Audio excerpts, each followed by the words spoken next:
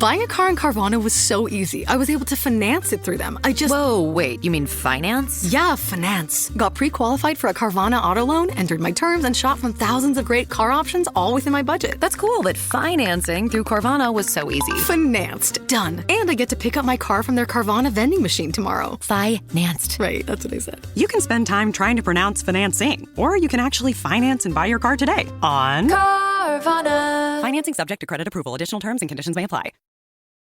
In 1988, a small New Jersey town is shaken by horror. A devoted mother murdered, satanic symbols scattered throughout her home, and her teenage son vanished without a trace. Was this a demonic ritual or a calculated act of evil? Horror master Eli Roth unravels a terrifying truth in Let the Devil In. Now streaming new episodes Sundays exclusively on MGM+.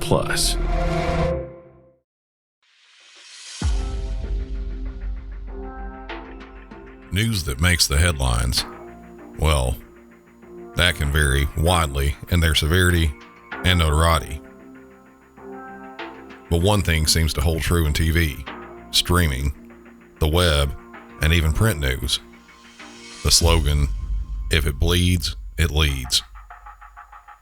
I've heard that several times from people I've met in various news outlets over the years, and it seems like that is nearly always the case. Generally, the more violent or more notable a case is, it'll get pushed further up the news feed. Sometimes that might mean it landing on the top of a local newspaper, or it could be a big regional story, or it could even be one that's a national or internationally recognized story. Some are so big, they'll be talked about around the world for weeks or months. I have 3 incidents in this episode I'm going to be talking about, and each one of them reached a headline in at least some regard. Welcome back to Music City 911.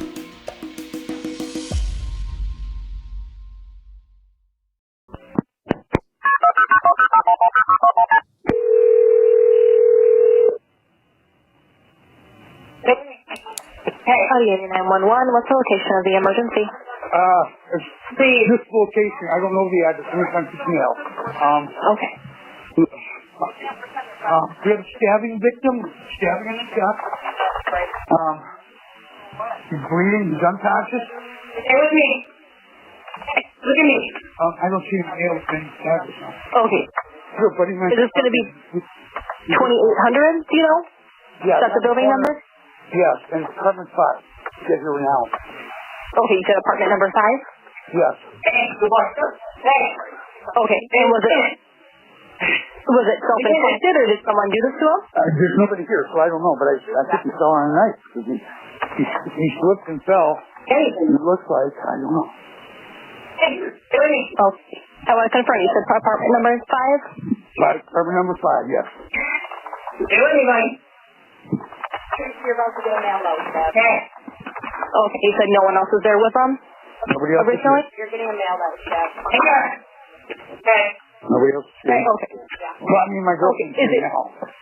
Okay, and when you came in, it was you just by himself? Right. Okay, is he still breathing? Yes, he's breathing unconscious. Okay, breathing, but Shelled and labored breathing. Okay, is he currently on his back? Yes, yes. Okay, is the knife still... No, the knife was bleeding. Actually, I don't know if you saw the knife. You're not sure where it is? You know what I did? I picked it up off the floor and I threw it in the sink. Okay, so it's currently in the sink? Yeah.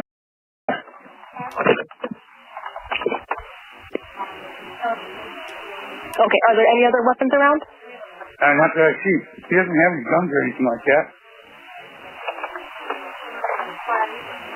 You said there's no anything else in the apartment? No, he doesn't know. Okay. Not that I know of. Okay, and can I get your name? My name is John Pfeffer, P-F-E-F-F-E-R. Okay, is this a good callback number for you ending 9666? Yes. Okay. So I'm going to ask you some medical questions. We have help currently on the way, so we'll be there very shortly. So we'll just update them, okay? Okay. I left the door propped open to the apartment. Okay, I will let them know that. You know how old he is? What? We are applying direct pressure. He doesn't look good. Has he got a pulse? Very faint pulse. Okay. Okay, and you said you're applying pressure to the wound currently? Yes. Okay. Do you know how old he is? He's like 30. 30? Yeah. Okay, and he's currently unconscious? Yeah. Okay, and I want to confirm he is still breathing?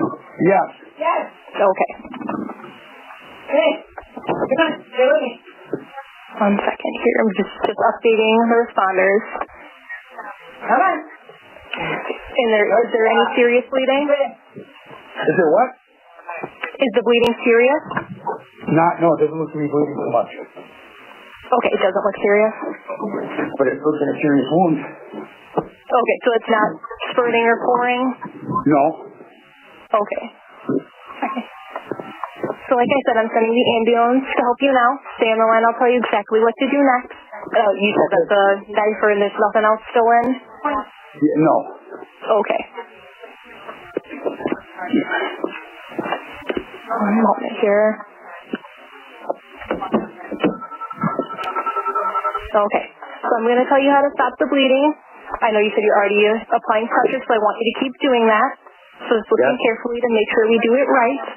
Get a clean, dry cloth or towel and tell me when you have it. I'm outside right now. I'm trying to see if his girlfriend's car's here.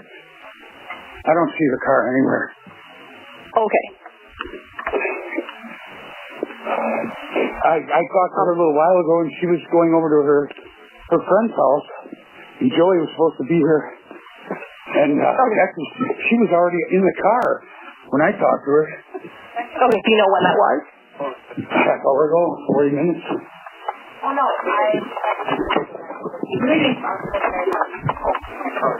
Okay, so she left about half an hour ago? Yeah. Maybe 40 minutes ago.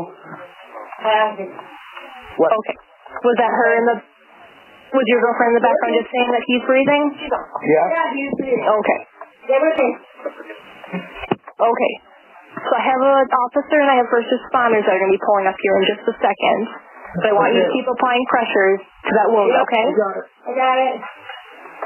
Okay. So just press down firmly and don't lift it up to look. We got it. I used to be a first responder. Okay.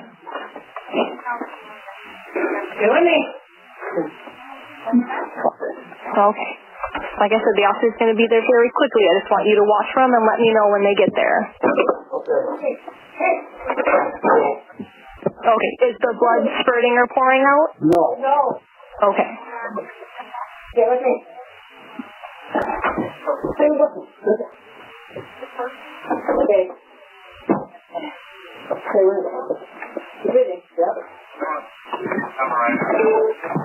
Okay. I have an officer pulling up right now. Okay, I'm going to just go out and grab him. Okay. Hold on.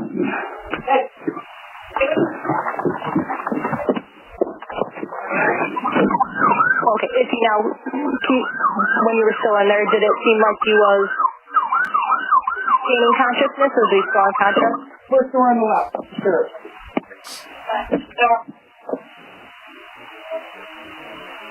Okay. Was that an officer you were speaking with? Yeah.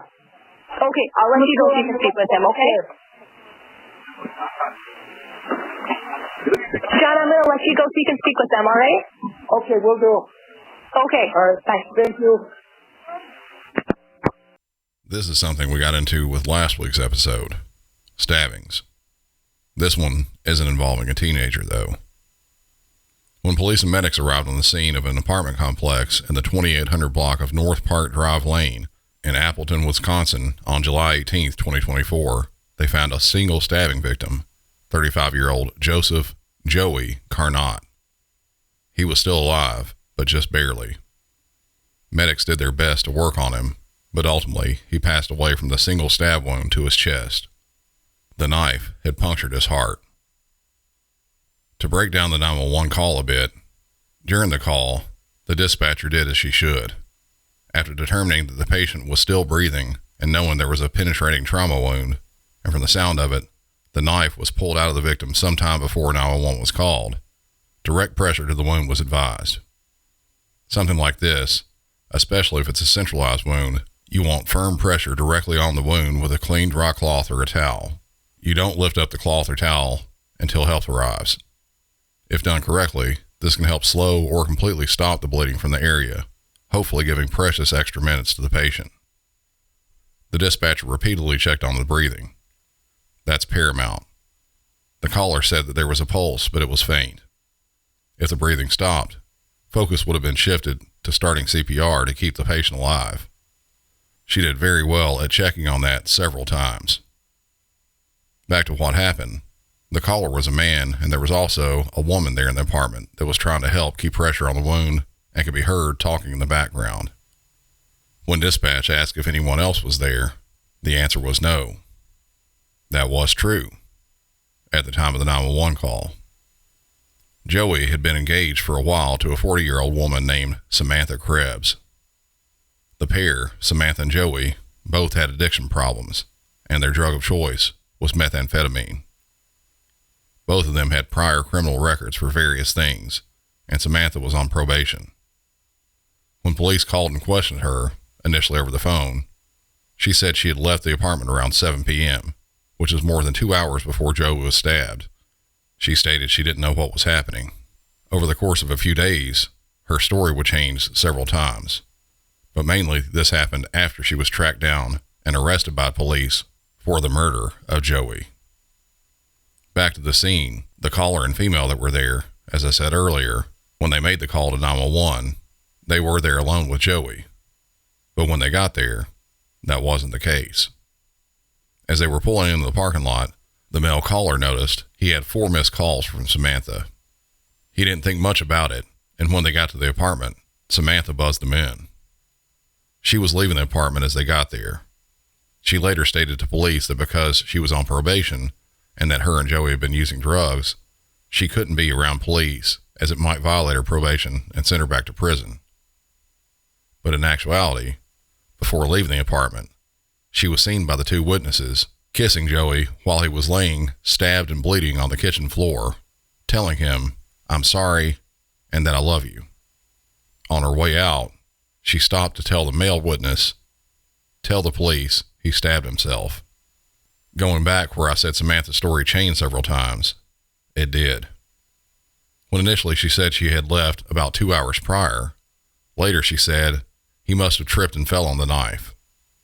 Past that, she stated she watched her fiancé kill himself, and now she's being arrested for it.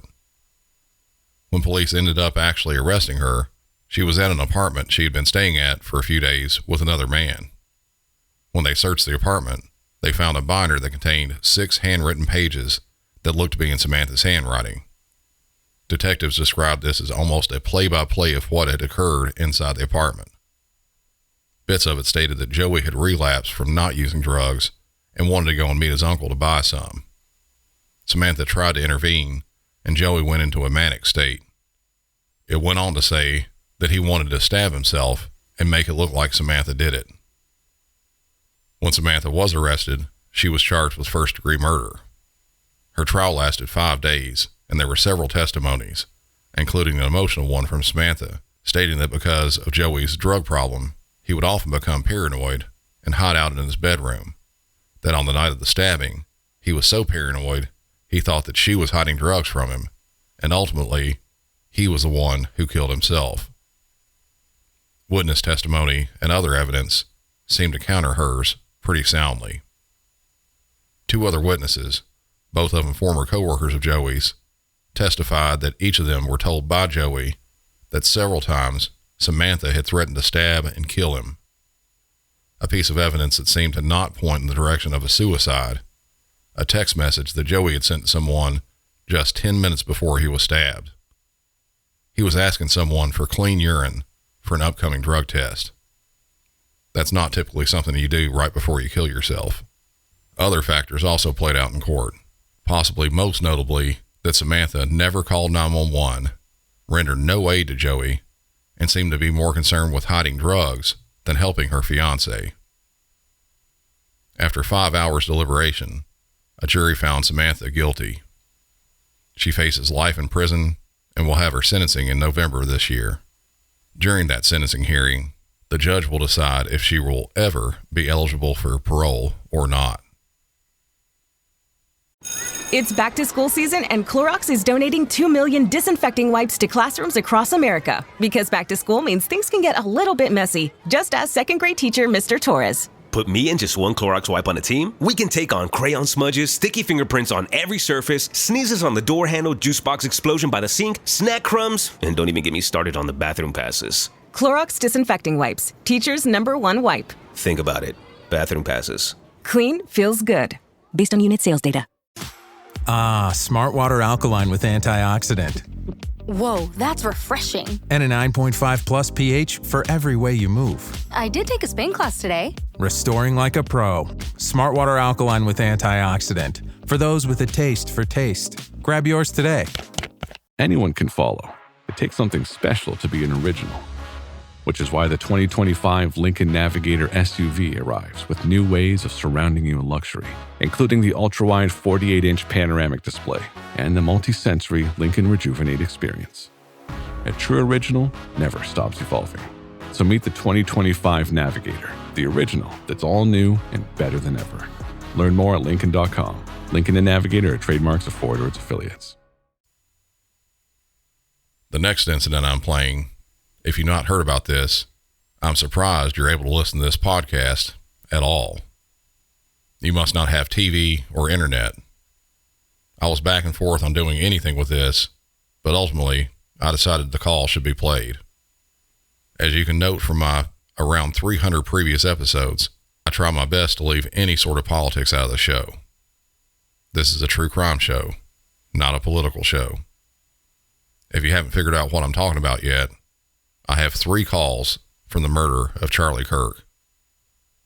I'm going to play them back to back and not give any commentary on them at all. You'll likely all have already heard tons about this, and if you haven't, I'm not sure what rock you've been living under. If you need details about this, Google is your friend. Or if you're living in the near Stone Ages with dial-up internet, jump onto your America Online, log into your Hotmail, and do a search on Yahoo for Charlie Kirk. You'll find a near unlimited amount of info on this. Did I hear that? What's the address of your emergency? The Kirk speaker at UVU just got shot in the head. Okay, what's the address? UVU. And what happened? He's a speaker, famous guy, Speaker Kirk. Where he just got UVU shot in the middle you? of his speech. I'm in the parking lot. Everybody's running. The whole UVU is running. Okay. He just got shot.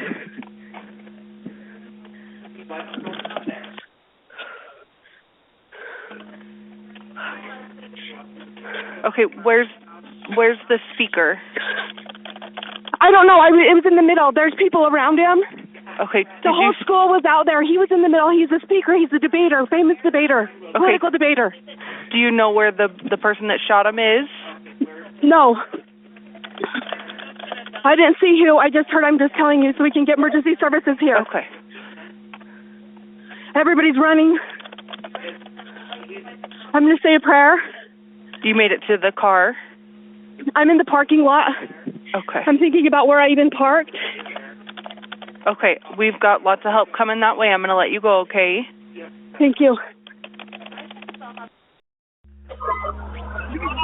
911, what's the address of the emergency? There's been a shooting at UVU, Charlie Kirk event, UVU courtyard. Okay. Can you tell me where you're located? I apologize. Utah Valley University courtyard. Okay, can you tell me what's going on? What? Can you tell me what's happening? What? What's going on there?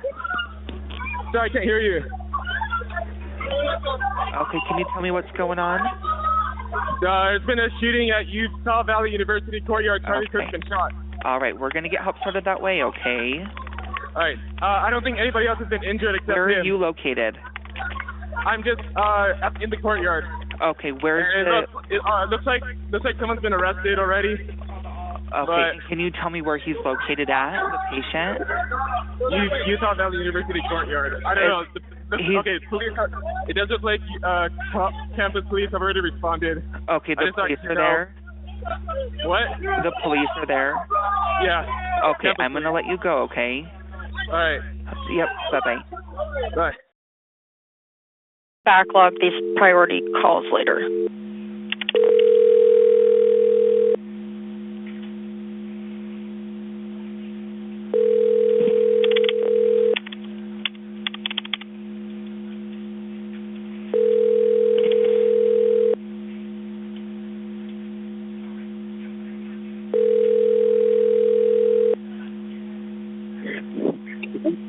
Hello? Hello? Who is this? Hi, this is 911. We just got a call from this number. Is everything okay? UVU. You're at UVU? Okay. And Every cursing shot in the neck. you were shot in the neck, or who was shot in the neck? No, Charlie Kirk was. Okay. Where is he? He got rushed off in an SUV, a black SUV. He got right in the neck, so I don't think he has lungs. Okay. Did you see did you see it happen? Yes, I saw everything. Okay. I don't know, but I saw it. Do you know the license plate of the vehicle that he went in? No clue. But oh my gosh. Okay. What direction did they go? There's two black SUVs. So the Pope Science Building at UVU. There's a courtyard on one side, and then his car was on the other side of the hallway of the Pope Science Building. Okay, so the vehicles were parked next to there? Yep. And we all had to crouch down. Okay. Line of fire. Do you know where the shooter went? No clue. No clue. Okay. It hit. So he's facing the courtyard, and or Charlie Kirk was facing the courtyard, and then the shot hit the left of his neck. So it was probably. Did you see the shooter? No, I did not. But there was a bunch of protesters on the second floor that they would have. The direction was coming from that area. Okay. And when they rushed him in the SUV, did they go towards I-15 or towards like the mall? I think there was an issue because they had to stop the SUV abruptly. But they were heading in the direction towards towards Walmart to get on the main road. Okay. All right. So like University Parkway? Yeah, University Parkway. Okay. All right. Yeah, it looks like we do have units that are trying to find the shooter right now and everything like that. Okay. Are you still in the school? I'm just grabbing my scooter outside. You're where? The courtyard. Sorry. I'm grabbing my scooter from the bike lock outside the Pope Science Building. Okay. For now, it's probably safer to just leave the building, leave the area without going back, okay? Just where that happened. Okay. I actually just got my scooter, so I just needed to fix my car. But, okay. Okay. I'm going to go ahead and let you go. You may get a call back from an officer later, okay? So just watch out for that. What was your name?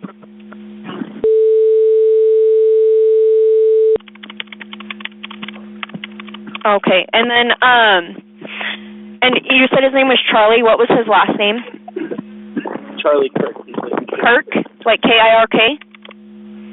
Yeah, K-I-R-K. Okay. All right, yeah, we've got them started out that way. Like I said, just make sure to leave the area, okay? Okay. All right, okay, thank you. Bye. Optimism isn't sunshine and rainbows. It's fixing things, changing the way we fix things. It's running the world on smarter energy. Because if optimism never stops, then change can't either. GE Vernova, the energy of change. Breathe deep. Imagine your legs more limber in Duluth Trading Double Flex Denim. Envision euphorically squatting for that can of suds. Bending for your toolbox in a state of bliss. Lunging for your laser level on a whole new level. relax, and allow the flex to fill you with ability. Find your inner flex in Double Flex Denim, only at Duluth Trading. Subtle results, still you, but with fewer lines. Botox Cosmetic, out of botulinum toxin A, is a prescription medicine used to temporarily make moderate to severe frown lines, crow's feet, and forehead lines look better in adults. Effects of Botox Cosmetic may spread hours to weeks after injection, causing serious symptoms. Alert your doctor right away as difficulty swallowing, speaking, breathing, eye problems, or muscle weakness may be a sign of a life-threatening condition. Patients with these conditions before injection are at highest risk. Don't receive Botox Cosmetic if you have a skin infection. Side effects may include allergic reactions, injection site pain, headache, eyebrow and eyelid drooping, and eyelid swelling. Allergic reactions can include rash, welts, asthma symptoms, and dizziness. Tell your doctor about medical history, muscle or nerve conditions including ALS or Lou Gehrig's disease, myasthenia gravis, or Lambert-Eaton syndrome, and medications, including botulinum toxins, as these may increase the risk of serious side effects. For full safety information, visit BotoxCosmetic.com or call 877-351-0300. See for yourself at BotoxCosmetic.com. 911, most location emergency. Hello, this is 911. I just had a tattoo, man. He just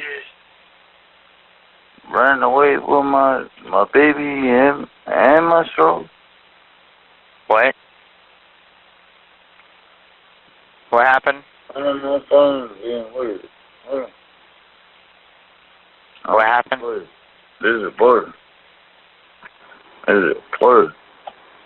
Okay, what happened? There's a person with a tattoo face. He just stole my baby. I normally like try to help him out. Like, where are you? On Xenia Avenue. We're out on Xenia Avenue.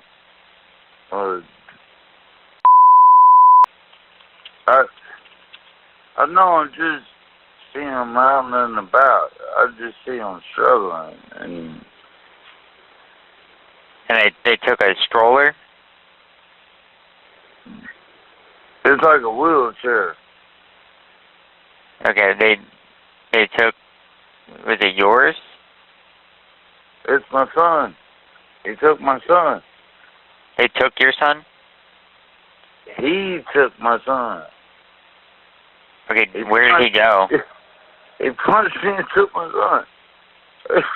They wouldn't up going up Xenia. Okay. Now, if y'all won't get him, I'm going to get him.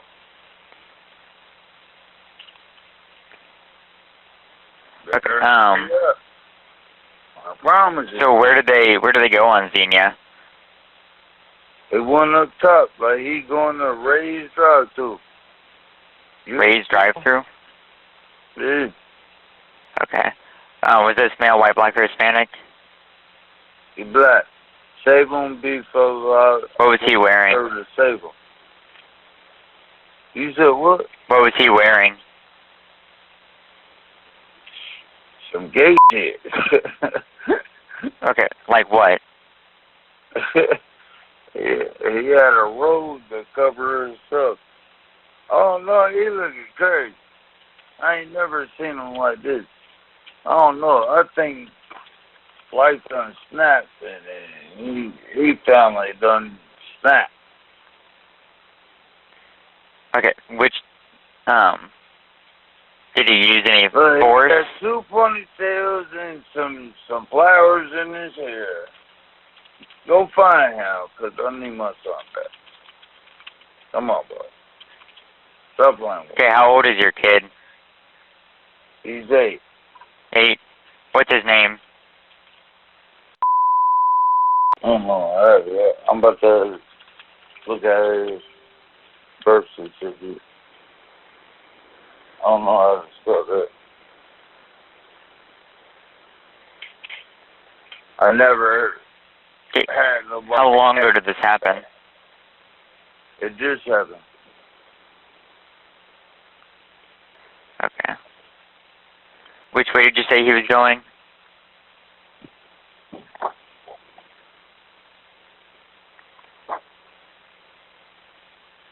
Oh, he's going towards Ray's drive-thru. so I don't know where he's gonna be. Was he on foot or was he in a vehicle? No, he on foot. He already... Okay.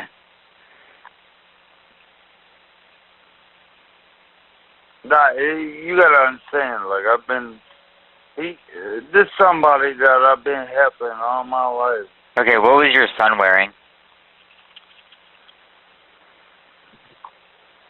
He's wearing some sweatpants and a beater.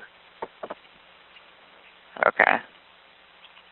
Cause you gotta cover up his legs, because his legs, when it's with heat, it mess up his legs. Cause I ain't got no regular son. This my stepson, per se. But his legs will mess up, like, with heat, and to make him look like he my color. I'm light skinned, but it make him hot. So I put... Okay, what's your first name? Okay. Alright, I got officers en route to you. Are you... Yeah, I'm here. Okay. What are you wearing so it'll be easier to find you? I stand outside if I need. Okay, yeah, I stand outside, but what are you wearing? Outside.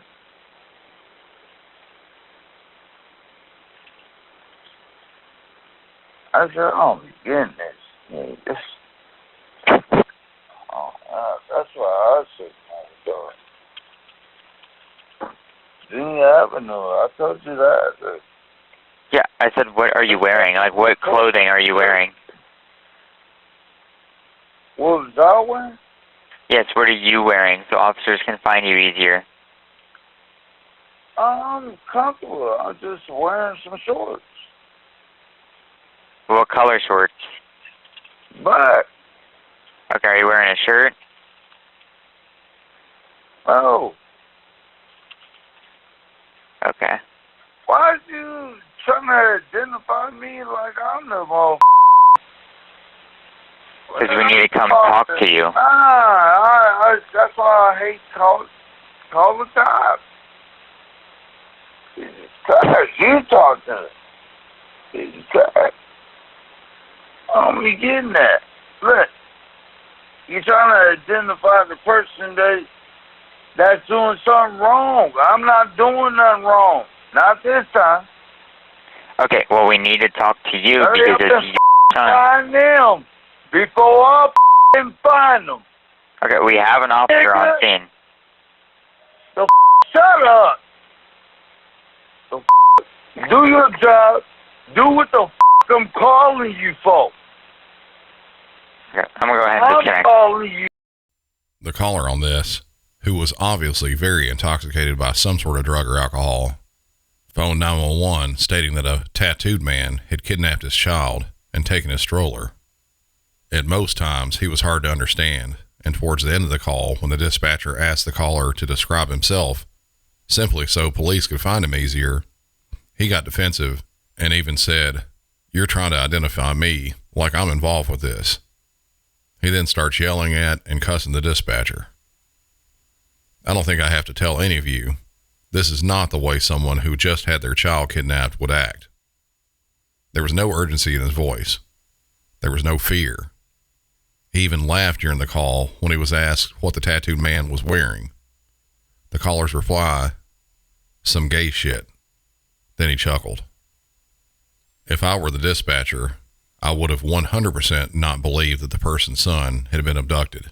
I still would have processed the call as a kidnapping, but that wouldn't change what I would believe by listening to the words and the state of the caller. Police arrived on the scene of an apartment on Xenia Avenue in Dayton, Ohio, early in the morning hours of Saturday, July 12, 2025, and started questioning the caller. The caller's name, 39-year-old Michael Kendrick, stated that a homeless man had beat him up to the point of losing consciousness, and when he later woke up, his son and the homeless man were missing. To give a bit of background, the child was not his son. It was his girlfriend's son. She is 36-year-old Ashley Johnson. Police inspected everything, looked for evidence, but nothing seemed to match up with the caller's story. There were no signs of an assault or a kidnapping, but there was also no sign of the child. At this point, very little has been detailed as to what happened, but ultimately, both Michael and Ashley have been arrested for different charges. What has been released is that, much like the first incident I talked about, the stories changed. The initial assault and kidnapping changed to the boy, 7-year-old Herschel Kreechbaum Jr., had died weeks earlier. Michael admitted that the day he died, while his girlfriend and the mother of Herschel was in the hospital, he concealed the boy and over the course of several weeks moved his body and hid it in different locations. He led police to a field near McClure Street, close to U.S. Highway 35, where the remains of a small child were found. The reason I say the remains of a small child was found, the investigation in this is still ongoing. Further statements made to police from Michael were that while his girlfriend was in the hospital and the day before the child's death, he hit the child twice and pushed him down.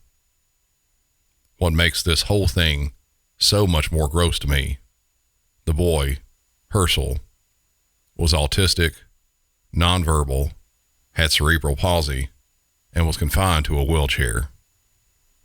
Even though a typical 7-year-old child likely wouldn't be able to save themselves from a grown man attacking them, at least they could run. At least they could cry. Herschel couldn't do either. At the time of recording this, the remains still haven't been positively identified as Herschel, and the manner of death also hasn't been released. The remains that were found were a short walk from the apartment on Xenia Avenue. They were just bones that were found on a hill next to the field I mentioned. Michael Kendrick has a lengthy and violent criminal record that includes multiple charges of domestic violence, unauthorized use of a motor vehicle, burglary, weapons violations, and even one charge of aggravated arson where he tried to burn his own mother's house down. So far for this, he's been charged with 3 counts of gross abuse of a corpse and 2 counts of tampering with evidence. He's being held on a $2 million bond. If for some reason he's able to make that bond, he will be under house arrest with an ankle monitor. The boy's mother, Ashley Johnson, has been charged with 1 count of obstruction of justice. She's being held on a $250,000 bond. Due to the ongoing nature of this, with the cause of death not being determined yet, I fully expect the charges for both Michael and Ashley to be changed to something much more severe, as they should.